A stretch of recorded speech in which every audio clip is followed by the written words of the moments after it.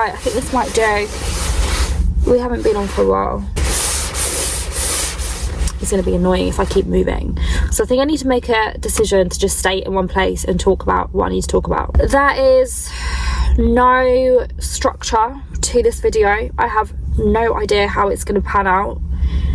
I just thought I'd come on because I have tried doing this video twice before and I just haven't felt like it's the video. Who knows, this might be exactly the same, but I'm just going to go with it and just upload it, and it is what it is at the end of the day, because the year is slowly coming to an end. We are mid-November and I feel like I need to talk about this. Not even need to, I want to talk about this for my YouTube family. You know, my journey is my journey and I'm all about sharing my journey, the highs and the lows. Wow, firstly, I hope everyone is okay. I'm sorry I haven't been on YouTube for a while, but I'm sure you can come to understand when I talk about what I'm talking about. I can already feel myself getting emotional. Ugh.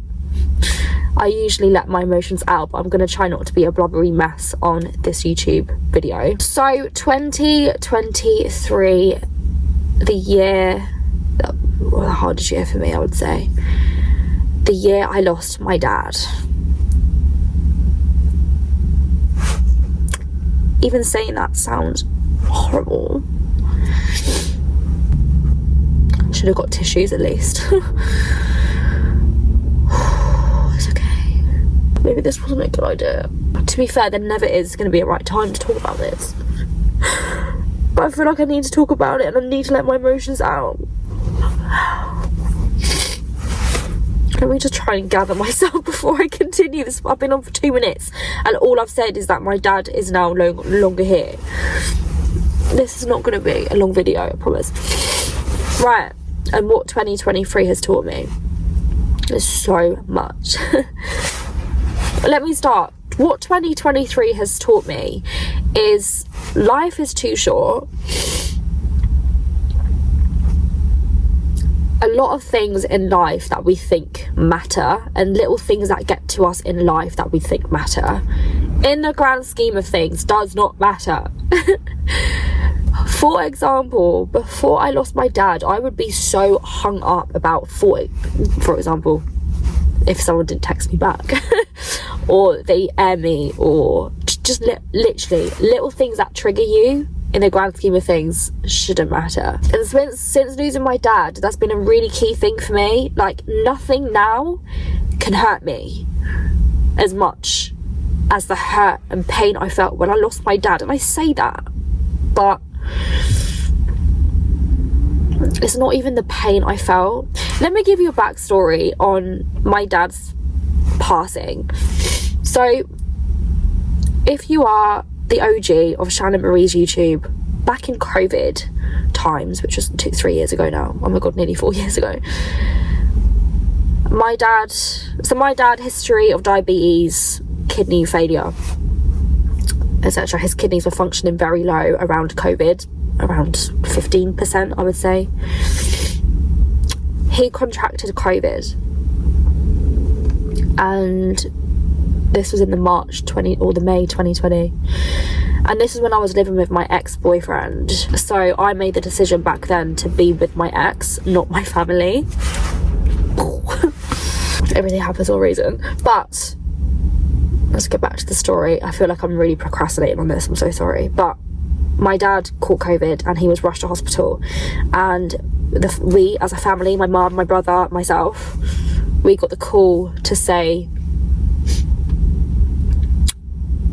don't expect him back out, he's in a really bad way. So we pretty much expected to lose him 4 years ago. My dad, being my dad, pulled through. The strongest man I know. Knew? Can I still say no? No. Yeah, because he's still around me. The strongest man I know. He pulled through, and he was actually put on dialysis, which pretty much does your kidneys work for you. It filters all your bloods, etc. I won't go too much into detail about all of that, but he was put on dialysis straight away. Now, we knew that he was going to be on dialysis eventually, but to be on it like that with no warning, it was like quite a big shock to the system, for him especially. So he was put on dialysis. So with dialysis, typically you go 3 days a week to the hospital, 4-hour sessions per go, and you just sit in the chair or the bed, whatever, and you just have your kidneys cleaned. That's it. 3 days a week for 4 hours. My dad was doing that for a while, and then he actually asked the doctor at one point, you know, can I go down to 2 days? And the doctor was like, do you know what, your bloods are actually very good, Stu. Stuart, my dad's name. Stu, your bloods are very good, so yeah, I'll tell you what, we'll come to an agreement 2 days a week. And that's very rare for a kidney or dialysis patient to be on 2 days a week, but my dad was on 2 days a week, and my dad always was that person who, if he could get his own way, he bloody would. And he did, and he was so happy with that. However, the last sort of year or so, struggling mentally, on a mental level, he didn't really have much quality of life, my dad. And hearing that my dad was going through depression really hit home, because that wasn't my dad. And for him to complain about being down and depressed was just unheard of. My dad is, again, the most mentally resilient person I know. Probably get my traits from him for sure. And yeah, hearing that was really hard.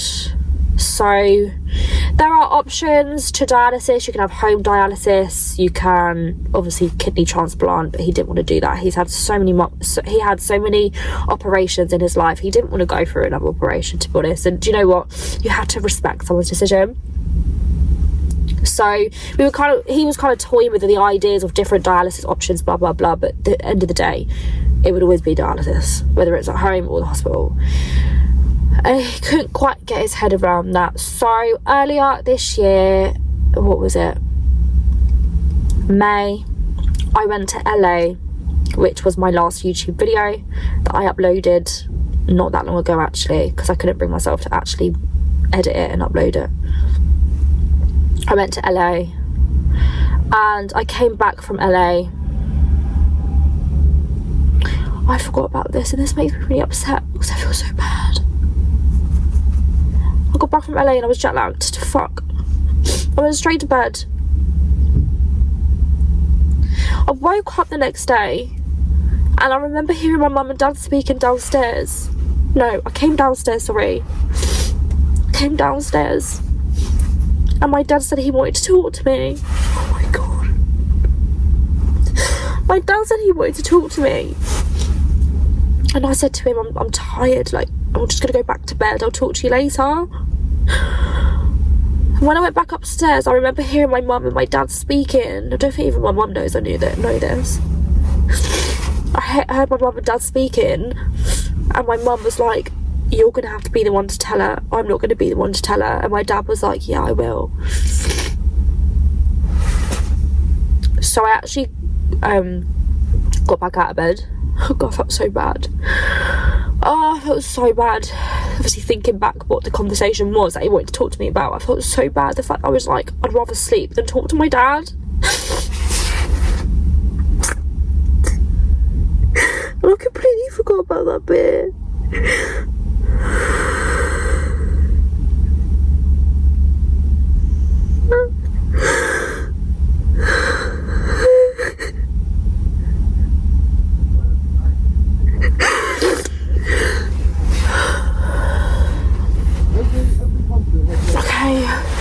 It's okay.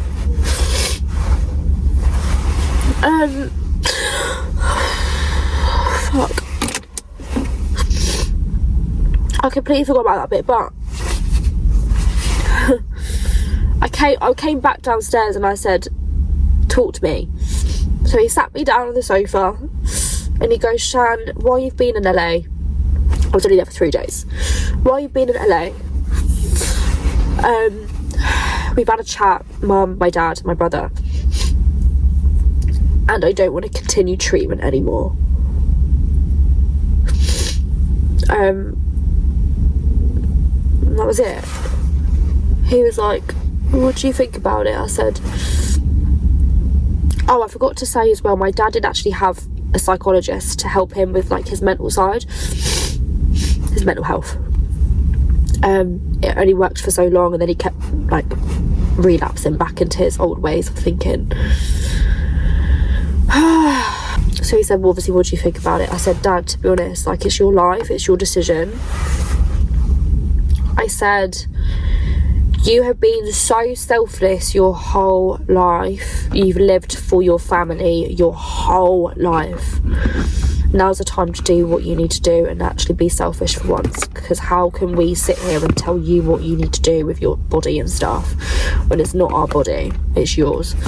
And if you don't have, I said to him, you don't have the quality of life like you did, Dad. You need to do what's right for you, and we'll support you in whatever decision. Now, typically, so he made the decision. We had a meeting the week after, I think, with the hospital unit, the renal unit. And they obviously have to like go through all the procedures of this is what's going to happen. If you stop dialysis, then you will die. And my dad obviously was like, yeah, I'm happy with that, I'm happy with that. Now, typically dialysis patients last about a week without treatment because the toxins build up in their body, and then obviously their body can't handle it anymore. However, because my dad's bloods were so good, they knew that he would go longer than a week, but they didn't quite know how long he would go. So for them, it was almost a bit of a case study. We had an idea of the kind of signs and symptoms he would get. And I'll tell you now, people who looked after my dad in the last weeks of his life, we, oh my God, could not wish for any better. My dad had the most peaceful passing you can imagine, but I'll get to that bit. So yeah, so 18th of May, he stopped dialysis. And he lasted 4 weeks. 4 weeks my dad lasted. Now, he wanted a home death. He wanted to be around his family. And he didn't want any pain. And when I tell you that he had exactly what he wished for, we couldn't be any more grateful for that. Now, he was fine at the start. When he made the decision, he was a different person. I could see. Firstly, the sun, but bearing in mind it was May times, it was summer. He had 2 weeks of full sunshine, and my dad, if you know my dad, yeah, the biggest sun worshipper you can imagine, probably get it. I definitely get that from him. We always used to have little competitions, like who's browner. Obviously my dad would win every single time. Every single time. The cheeky little bugger. So he had 2 weeks of solid sun. We celebrated his birthday on the 4th of June. 72 years old. And I've got all the videos as well from that day. We were in the garden, and I wrote a massive thing in my birthday card. It's like a goodbye thing. I tell you what, I'll actually read it out. I don't know if I have it on my phone. Anyway, I'll see if I can find it. I'll put an insert here and I'll read it out. Insert as promised. I got out my dad's card for his birthday, and I'm gonna read it to you guys. This is the card that I wrote for my dad as a goodbye. I haven't actually looked at this since his birthday, so excuse me for this. So this is what it said. To the best daddy in the world.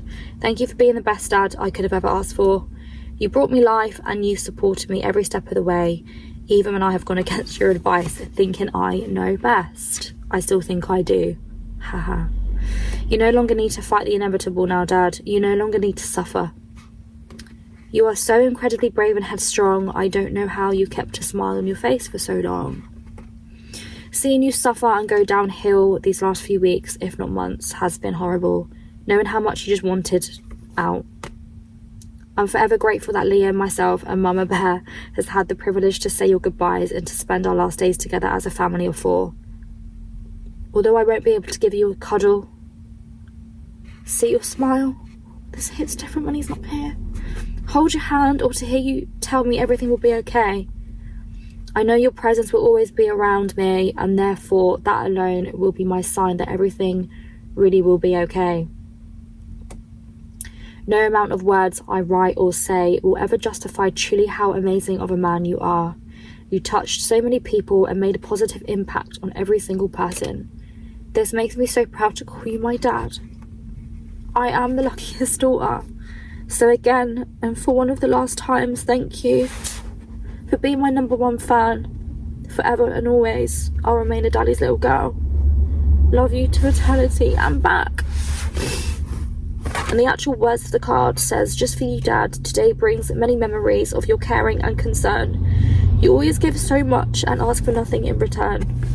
That's why this wish brings lots of love and special thanks as well for a dad who means much more to me than words can ever tell. Happy birthday. And the picture is of him in a hammock in a garden. I just thought that was apt. Maybe not him on a hammock, but I love how they actually wrote hammock as if no one would know it's a hammock. And then in his garden chair, because as I said, he's a massive sun worshipper, so it was just the ideal card, to be honest with you. So this was actually my dad's reaction. I really don't know what to say. No, but it's brilliant. You certainly know how to send a bloke to his death with tears in his eyes. She's fantastic for that. Fantastic. Yeah, celebrated his birthday. It was really nice. Just had a home barbecue. Didn't want to go out anywhere because we knew obviously he would pass soon. I remember having a chat with my dad outside.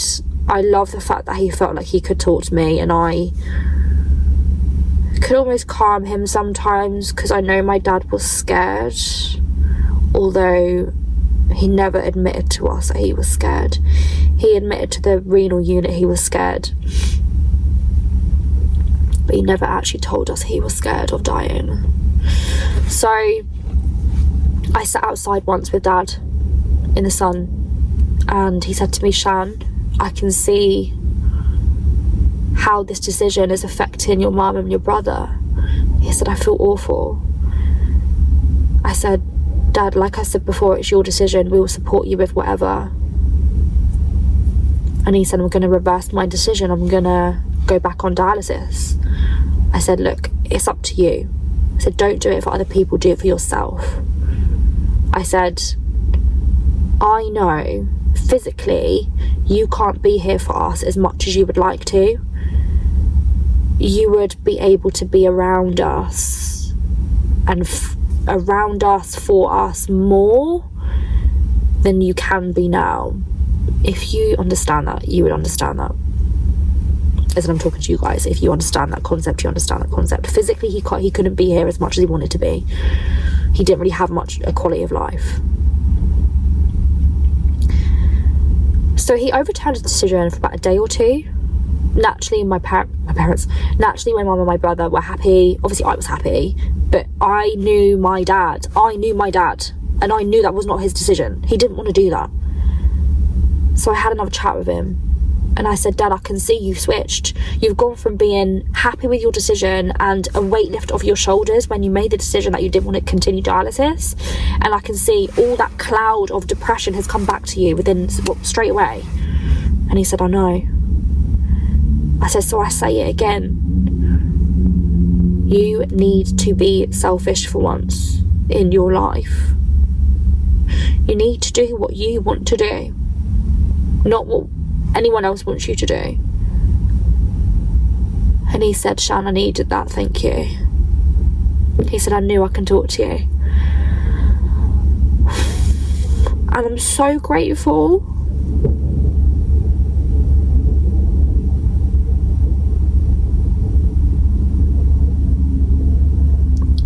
I'm so grateful that he was able to talk to me and almost ease his mind and be like, Dad, it's going to be absolutely fine. It's not going to be painful. You're just going to transition. You're still going to be around us. We just won't be able to see you. So that was on the 4th of June. That was on the 4th of June. And then me, my mum and my brother would take it in turns every night, because he slept downstairs and we had the hospital bed delivered and everything. And then we had carers in twice a day. just to check he was okay. He did start to deteriorate. Well, he died 2 weeks later, so he did deteriorate fairly quick in the last few days. Just not really coherent. I don't really know how to talk about his symptoms, to be honest, but he had the death rattle towards the end, very, very, like, subtly, but he had it. So the night that he passed, well, the morning that he passed, so the 17th of June, it was a Saturday, and I was supposed to go out that night, and something said no, it was my turn, actually. It was my turn to stay overnight with Dad, make sure he was okay. And me and my mum were going to swap, because I said, oh, I'm meant to be going out, but I'm happy to obviously stay, whatever. She was like, do what you want to do. She was like, if you want to go out, I'll stay downstairs, whatever. I decided to stay in. Something was like, Shan, stay inside. I stayed inside. I think I went out, but I came back. That might have been it. I was going to stay out all night, but I didn't. I ended up coming back. That's it. I ended up coming back. I stayed down overnight. It was such a traumatic night. I could hear the death rattle.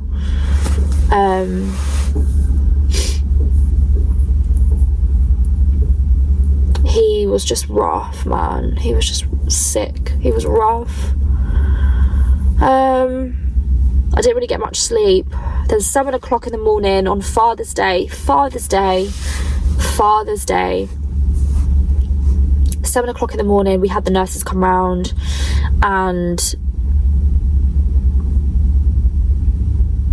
when they left, because I hardly had any sleep, I said to my mum, look, I'm going to go have a nap. She was like, that's fine, go and rest. So I went upstairs. My mum looked after Dad. I was resting upstairs. 2 hours later, my mum woke me and my brother up. I said, kids, his hands are starting to get really cold now. So the night before, on that Saturday night, the night that I went out and came back early, my mum's friend stayed round, and she's a nurse, not nurse, she's a carer. She's a carer, and she, again, so grateful. She actually said to my mum, these are the signs that he's probably not got long left, and she reeled off the circulation. You know that thing that it tests your blood pressure or heart rate, and then your lung capacity, or I don't really know what it's called, PSI or something, I might be wrong, but she said look at the cold hands first, the breathing, and then that. So my mum had an idea. So yeah, she woke me and my brother up and said his hands have started to get a bit cold and his breathing is becoming a little bit more intermittent. So she was like, I think you better come downstairs. Within the hour, he had passed. And when I tell you, I couldn't be more grateful for my mum's friend to have told us those signs. We could have been more grateful, because I'm telling you now, even my mum said she doesn't think she would have called us down, and would have me and my brother would have not been with my dad when he passed, took his last breath. So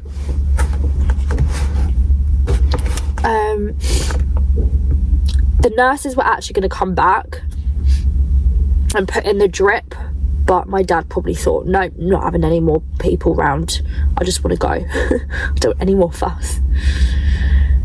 So yeah, he passed. He just went down like that.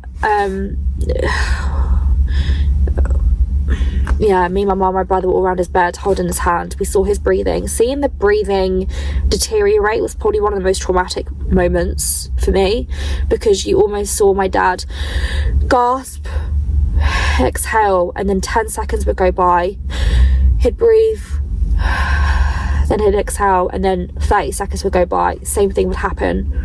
I've just gone really lightheaded doing that. Oh my god, why did I do that? Right. And then all of a sudden,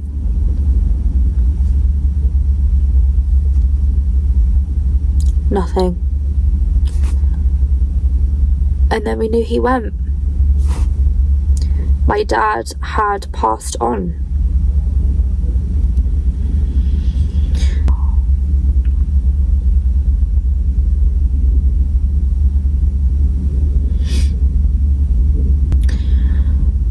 I went outside straight away, and we had to wait for the funeral directors to come. part of me didn't want to go back in and see his body just lying there. But right before they came, we had to wait like 2 hours. Right before they came, something sort of said to me, go and see your dad. So I did. I went in and I looked at my dad. And when I tell you I needed to do that, because they always say that your body is just the shell that your soul is carried in. I felt that so much when I saw my dad. There was nothing there. He was empty. He was empty. I stood by his bed, I looked at him, and I just stood there and I thought, there's nothing there. There's nothing there. And that clarified that statement for me, that the soul continues to live on and that your body is just the shell. And this is what gives me so much comfort and peace to this day, and probably for the rest of my life, is that I know my dad's in a better place. I know what's happened in the last few months. I know that my dad's energy is still very much around me. I feel it. Certain things that have been happening, I'm like, that's dad. And this is what I meant when I said to him, you will be able to be around for us more than you can have been physically recently. And I know that.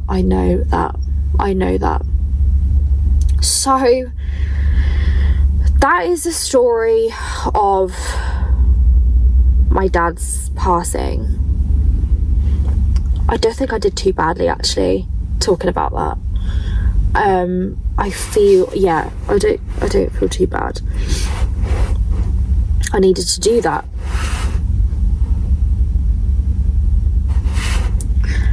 I am so grateful that we had the chance to spend his last days with him.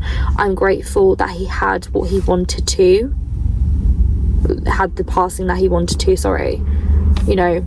be at home, be with his family. I am so grateful, and I'm just so grateful for that, because I couldn't imagine what I would be like if we lost him in COVID and we wouldn't have been able to see him because of the restrictions back then, and it would have been like that's it. It's like we got a second chance, and my dad got three more years. That is a story. But yeah, 2023, his funeral wasn't until the end of July, because we didn't want to rush it. We wanted to make sure people could come, and my birthday was the 18th of July, so that was hard. That was really hard. I don't think it would be hard, because for me a birthday's another day anyway. But as soon as I opened my mum's card on my birthday and it just said love from mum, that's it. I was gone. It was horrible. It wasn't nice. So obviously Christmas is coming up. I am in two minds whether I want to work more or work less. I don't know. I'm just going to take it day by day. But one of the things that I do want to address is grief in general. There's no right or wrong. And if anyone ever says to you, or even passes a comment about how you grieve, and you're grieving wrong. No one's ever actually said you're grieving wrong, but just in general, if anyone ever has anything to say, for example, when I'm at work, sometimes I will need to just go out and just cry. I will unapologetically do that. And if someone has something to say about that, or they pull me up on it and say, oh, you've gone outside, I'll be like, yeah, I've had a moment.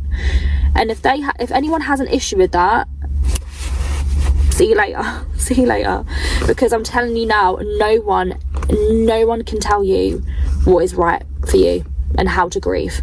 No one. You have to do what's best. Sometimes, if that means crying every single day, then fine. But for me, I saw it as, look, I either go in a downward spiral from this, or I use it to my advantage and I push myself forward. That's not me saying that I'm not going to have bad days. and bad moments and things that will trigger me, and I'll just want to cry and not speak to anyone, but unapologetically have to do what feels right for you, and no one should ever say anything about that. That is key, absolute key. So yeah, for me, I feel like since my dad has gone, it's made me more compassionate. You never know what someone is going through in their life, and it just reinforces be kind. Don't go out your way to purposely offend someone, hurt someone. Life is too short, you know. And even just a simple hi, how are you, and a smile can really make someone's day. There's a lot of other things that I've learned on and off. That's one of the key ones. And do whatever the hell you want to do with your life, because it's your life and you only get one chance in life. Go for your goals, go for what's important. My dad passing, he was my big number one fan, especially with music. We used to write music together, and I've written, oh my gosh, my creative flow has increased dramatically since my dad has passed, and I do pay tribute in a lot of my songs at the minute to my dad, and that for me is a sign that he's still around, he's still there, his energy still flowing through me, through my music. And again, I'm so grateful for that. But there's things that I know that I was sitting on before my dad passed, that now it's pushed me to just do it. Why are you sitting on stuff? Why are you sitting on your goals? Do not sit on your goals. Life is too short. That is it from me for this video. Half an hour is not actually as bad as I thought, as long as I thought it was going to be. But I just want to thank everyone who's watching this. If you are on my TikTok or my Instagram and you've come over, then obviously thank you so much. I want to share my journey. I am sharing my journey, and I shared my journey on my Instagram through my highlights. So if you do want to see like the actual day by day almost of my journey from when my dad decided to come off treatment, then you can go into my Instagram highlights and have a look. But I'm all about just being honest, open and raw. Everyone's grief journey is different, so if I could just help somebody with their grief journey, then I feel like that is amazing. It's more than what I could ask for, you know. Thank you for watching, thank you for making it to the end, and I will be back to uploading my YouTube videos, my off season with competing. I haven't really gone into detail about that side of stuff, but my next video, I wanted to do this one first because this is a very important one, and then go into like my competing, my day-to-day life. Obviously living without my dad now, so it's a lot different. But yeah, thank you for taking the time to watch this. Love, blessings, peace, prosperity, all of that. Have an amazing day if you've watched this in the morning or in the evening, and yeah, I will catch up with you guys in the next video. Love.